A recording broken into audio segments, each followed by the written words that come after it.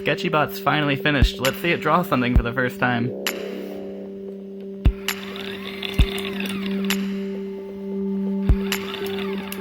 It's making the Mastercam logo. We're gonna release this as an April Fool's Day joke.